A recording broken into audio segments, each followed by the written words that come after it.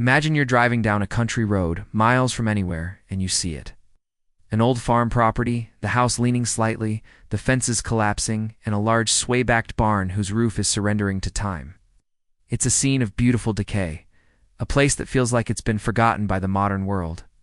Now imagine you get permission to explore that barn. You slide open the massive, groaning door, and a single beam of sunlight cuts through the dusty, still air. The smell is a potent mix of old wood, hay, soil, and the faint, unmistakable scent of gasoline and motor oil from a half-century ago. Your eyes adjust to the gloom, and you see shapes under heavy, rotted canvas tarps. One of them is big, it's long, low, and has the distinct, curved shape of a Fender. With your heart starting to beat a little faster, you reach out and pull back the heavy, dust-caked tarp. The material disintegrates in your hands, and as the shape is revealed, you see it. It's a car. It's covered in a thick blanket of dust and animal nests. Its tires are flat and have melted into the dirt floor, and its chrome is pitted and milky. Your first thought is likely, it's a worthless, rusted-out hulk, a piece of junk that would cost a fortune just to haul away. But what if you look closer? What if, under that dust, the paint is original? What if the engine under the hood is a rare high-performance V8? What if that rusted hulk is a numbers-matching Hemi-powered muscle car from 1970? Or a first-generation Corvette? What if that single barn find isn't just a car, but a genuine automotive time capsule? A lottery ticket covered in dust that could be worth $100,000, $500,000, or even over $1 million. Today, we're not just looking in attics or jewelry boxes. We're on the ultimate American treasure hunt. We're exploring the incredible history, the forensic details, and the monumental value of the classic barn find automobile. The barn find has become a modern legend, a kind of automotive archaeology. It's more than just an old car found in a barn. It's the discovery of a time capsule. It's a vehicle that, for one reason or another, was parked decades ago and simply forgotten, allowing it to escape the ravages of daily use, modifications, and restorations. It is a true survivor, and in the world of high-end car collecting, a genuine, untouched survivor is often the most valuable and desirable prize of all. This might seem counterintuitive. Why would a dusty, non-running car be worth more than a perfectly restored, gleaming show car? The answer lies in one word: originality. A restored car is beautiful, but it's a recreation. It has new paint, new chrome, a rebuilt engine. An original, unrestored car is a historical document. Every flaw, every fade in the paint, every bit of wear on the interior tells a story. It has what collectors call patina, the gentle, honest aging that can only be earned over decades. You can restore a car 100 times, but it can only be original once. That originality is irreplaceable, and that's why collectors will pay a massive premium for a true, documented survivor barn find. To understand this world, you have to become a detective. You have to learn the secret language of the assembly line, the codes and numbers that serve as a car's birth certificate and its DNA. The single most important concept is numbers matching. This means that the main serialized components of the car are the original ones that were installed at the factory. It starts with the VIN, or vehicle identification number. This is the car's unique serial number, usually found on a metal plate on the dashboard, visible through the windshield, or on the door jamb. The VIN is the car's fingerprint. But it goes deeper. The engine block, the transmission case, and the rear axle are all stamped with their own unique codes and serial numbers. A true numbers-matching car has an engine and transmission whose codes and build dates correspond perfectly to the car's VIN. Over 50 or 60 years, it was very common for engines to be replaced. Finding a high-performance classic where the original powerful engine is still in the car is the key to unlocking its maximum value. The holy grail for a car detective is finding the factory paperwork. This could be the build sheet, a detailed printout of every single option for that specific car, which was tucked away somewhere in the car during assembly, often found on top of the gas tank, under the back seat, or inside a door panel. Or it could be the Fender tag on a Chrysler product, a metal plate in the engine bay stamped with codes for the engine, transmission, color, and every option. Finding these documents is like finding the Dead Sea Scrolls for that car. It's irrefutable proof of its originality. So, with this understanding of originality and authenticity, let's take a journey through the great eras of American automotive history and look at the legendary barn finds that collectors dream of pulling into the daylight. Our first stop is the post-war boom of the 1950s, an age of chrome, optimism, and horsepower. And no car represents this era better than the 1955-1957 Tri-5 Chevrolet.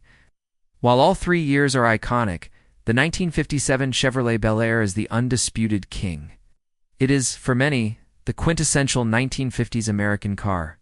The 57 Chevy was a masterpiece of design. It had towering, sharp tail fins, accented with beautiful anodized aluminum trim, massive chrome grille that looked like it could swallow the road hole, and a hood adorned with twin-wind split ornaments. It was the peak of 50s jet-tage styling. But it wasn't just about looks. 1957 was a landmark year for performance. It was the year Chevrolet introduced its new, larger, 283 cubic-inch small-block V8 engine. And more importantly, it was one of the very first American cars to offer a mechanical fuel injection option, the ramjet system. This fuelie engine was essentially a race-bred technology available to the public. It was expensive and complex, so very few were sold. Most 57 Chevys came with a simple carburetor. This makes finding a genuine, numbers-matching fuelie 57 Chevy today an incredible discovery. The convertible models are, of course, the most desirable. A barn-find 1957 Bel Air convertible with its original numbers-matching fuel-injected V8 is a true six-figure automobile, a rolling monument to the peak of 1950s American style and performance. As we move into the 1960s, the focus shifted from style to raw, unadulterated power. This was the birth of the muscle car. And the car that started it all was the 1964 Pontiac GTO. The story is legendary. At the time, General Motors had a corporate policy that banned putting large engines in their midsize cars. A brilliant, rebellious Pontiac executive named John DeLorean decided to break the rules.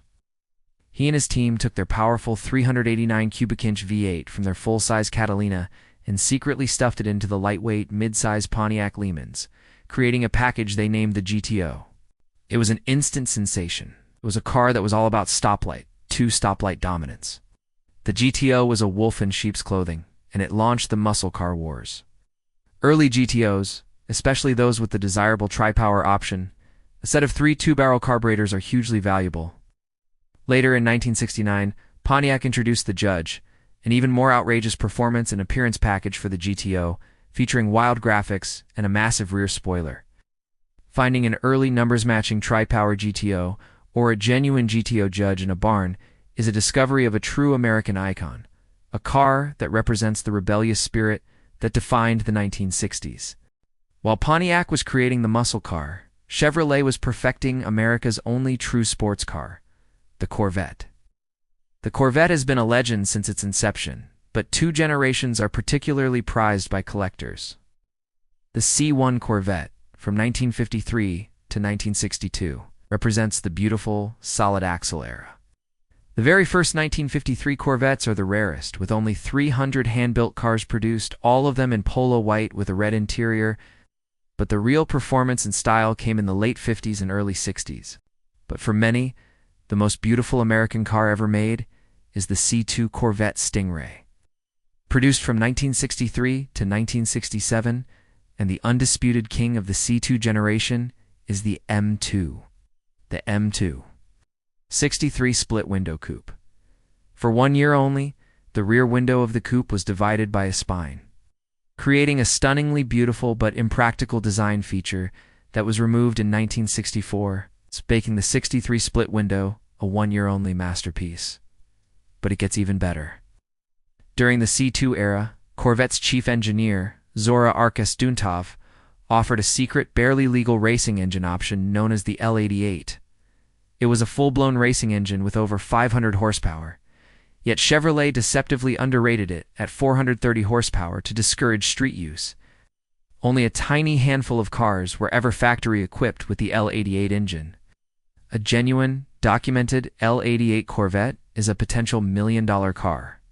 Finding a 63 split window is amazing. Finding an L88 is like finding the Hope Diamond. As the 60s ended and the 70s began, the muscle car wars reached a fever pitch of insanity. This was the era of the Hemi Mopars. The 426 Hemi V8 engine was Chrysler's weapon of mass destruction. It was a purebred racing engine with massive hemispherical combustion chambers that a factory mechanic had to specially tune.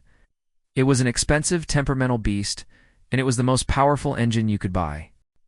Chrysler put this engine in a new lineup of pony cars for 1970 and 1971, the Plymouth Barracuda and the Dodge Challenger. A Hemi Cuda or Hemi Challenger from these 2 years is the absolute peak of the muscle car era. They were so expensive and so difficult to ensure that very few were sold. The rarest of all were the convertibles. Only a handful of Hemi Cuda convertibles were made in 1970 and 1971. A genuine numbers-matching Hemi Cuda convertible is one of the most valuable muscle cars on the planet, a multi-million-dollar machine. The discovery of a previously unknown Hemi Cuda in a barn would be the single greatest automotive find of the 21st century. Now, finding a multi-million-dollar Hemi convertible is unlikely. But don't despair. There are many other fantastic classic cars, accessible treasures, that are more likely to be found and are still incredibly valuable and appreciating every year. The most famous of these is the original Ford Mustang. Produced from 1964 and a half to 1973, it wasn't the fastest car, but it was stylish, affordable, and it created a whole new genre, the pony car. Millions were made, so most are not particularly valuable. But Ford produced some incredible high-performance versions. Look for a K-Code Mustang from 1965 to 1967, which had a special high-performance 289 V8. Look for anything with the name Shelby, like the GT350 or GT500. These were high-performance versions modified by the legendary racer Carroll Shelby. And look for the rare Boss Mustangs, like the Boss 302 or the mighty Boss 429, which were built specifically for racing homologation. The genuine Boss 429 is a six-figure car. You should also never overlook the humble pickup truck. For decades, classic American pickup trucks from the 50s, 60s, and 70s were seen as nothing but used-up work vehicles. But now, they are one of the hottest segments of the collector market. A vintage Ford F-100 Chevrolet C10 or Dodge Power Wagon with great patina has a timeless, rugged appeal. Because most were used hard and sent to the scrapyard, finding a clean, original, and well-preserved example is becoming very difficult, and their values are soaring. And don't forget the cars you grew up with. For a long time, cars from the mid-70s and early 80s, the so-called malaise era, were ignored by collectors. But now nostalgia is kicking in. A second-generation Pontiac Trans Am, just like the one Burt Reynolds drove in Smokey and the Bandit, is a cultural icon. A clean T-top equipped Trans Am is a rapidly appreciating classic. You've pulled back the tarp. You're looking at a dusty, forgotten classic. What do you do now? This is the most critical moment. Step 1. Document everything before you touch it. This is paramount. The as-found state is a crucial part of the car's story and its value. Before you even wipe off a speck of dust, take hundreds of photos. Document the car exactly as it sits, surrounded by the debris of decades. This is the proof that it's a true, undisturbed barn find. Step 2. The VIN is your North Star. Locate the VIN plate on the dashboard or the door jamb. Write it down and take a clear, readable photo. This number is the key to everything. You can use it to decode the car's original engine, assembly plant, and production sequence. Step 3.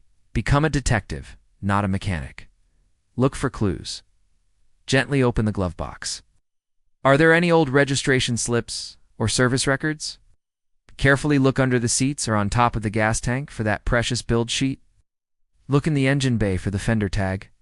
Gather all the evidence you can find. Step 4. Do not, under any circumstances, try to start it. This is the biggest mistake people make. An engine that has been sitting for 50 years has no oil in the right places. Its gasoline has turned to varnish, and its seals are dry and brittle. If you try to crank it over, it will almost certainly cause catastrophic internal damage, scoring cylinder walls, breaking piston rings, and destroying bearings. Doing this can instantly turn a valuable, numbers-matching original engine into a worthless boat anchor. The car must be professionally and painstakingly recommissioned. Step 5. Call in the professionals. You need an expert. Contact a marque-specific club, like the Antique Automobile Club of America, or a club for that specific brand, like the National Corvette Restorers Society. The members of these clubs are the most knowledgeable people on earth about these cars. For a potentially high-value car, the best course of action is to consult with a professional appraiser or a major classic car auction house like Mecum, Barrett-Jackson, or RM Sotheby's. They can verify the car's authenticity and give you a real-world valuation. A barn find car is the ultimate American treasure hunt. It's a dream that is still very much alive. These machines are so much more than just metal, glass, and rubber. They are time machines, pieces of rolling sculpture, and direct links to the golden age of American horsepower, style, and optimism. Each one has a story of the people who built it, the people who drove it, and the reasons it was parked and forgotten. So, the next time you see an old collapsing barn or a garage that hasn't been opened in decades, look a little closer. The greatest treasure you could ever find might just be waiting inside, under a dusty old tarp, ready to be brought back into the sunlight. If you enjoyed this deep dive into the world of barn finds, please hit that like button, subscribe to my channel, and tell us in the comments what your ultimate dream barn find car would be.